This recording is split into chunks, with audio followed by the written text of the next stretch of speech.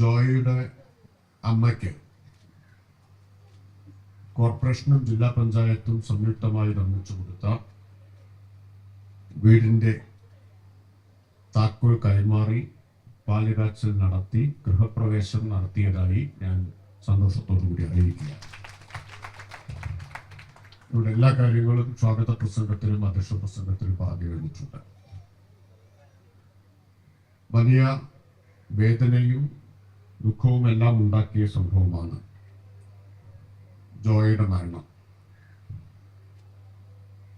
അത് ഉണ്ടായപ്പോൾ തന്നെ ഇവിടെ മേയറും ജില്ലാ പഞ്ചായത്ത് പ്രസിഡന്റും ഒക്കെ പറഞ്ഞതുപോലെ സർക്കാർ ആ കുടുംബം അനാഥമാവില്ല എന്ന് പ്രഖ്യാപിച്ചു.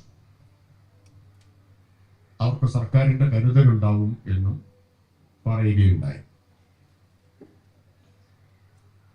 തൊട്ടു പിന്നാലെ ചേർന്ന ക്യാബിനറ്റ് യോഗം 10 ലക്ഷം രൂപയുടെ ധനസഹായം മുഖ്യമന്ത്രിയുടെ ദുരിതാശ്വാസ നിധിയിൽ നിന്ന് കൊടുക്കാനുള്ള തീരുമാനമെടുത്തു.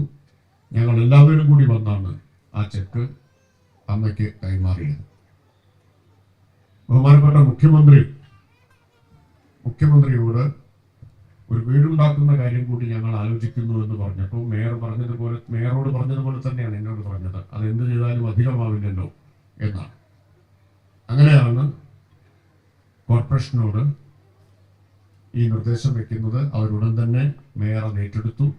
ജില്ലാ പഞ്ചായത്ത് പ്രസിഡന്റ് സ്ഥലം ഞങ്ങൾ വാങ്ങിത്തരാം എന്ന് വാഗ്ദാനം ചെയ്തു.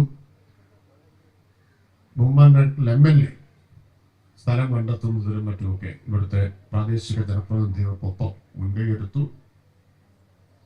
അതിവേഗത്തിൽ കാര്യങ്ങളെല്ലാം പൂർത്തിയായി.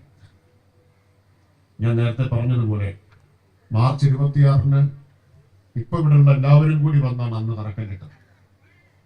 200 ദിവസത്തിനുള്ളിൽ തറക്കല്ലിട്ട സ്ഥലത്ത് ഒരു നല്ല വീട്, താമസയോഗ്യമായ നല്ലൊരു വീട് നിർമ്മിച്ചു കഴിഞ്ഞിരിക്കുകയാണ്.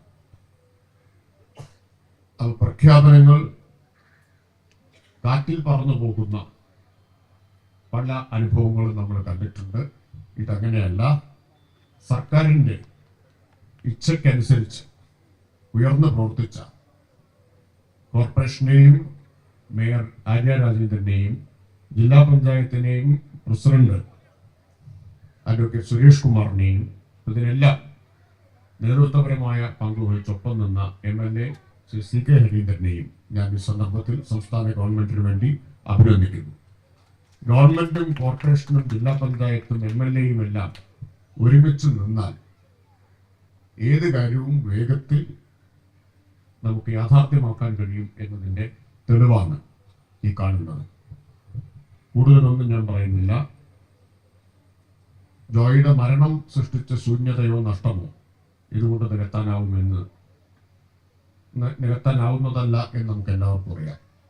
പക്ഷെ അപ്പോഴും ജോയിയുടെ അമ്മ വീടില്ലാതെ അനാഥയായി പോകരുത് എന്നുള്ള സർക്കാരിൻ്റെ ഉറച്ച തീരുമാനം ഇപ്പോൾ യാഥാർത്ഥ്യമായിരിക്കുന്നു.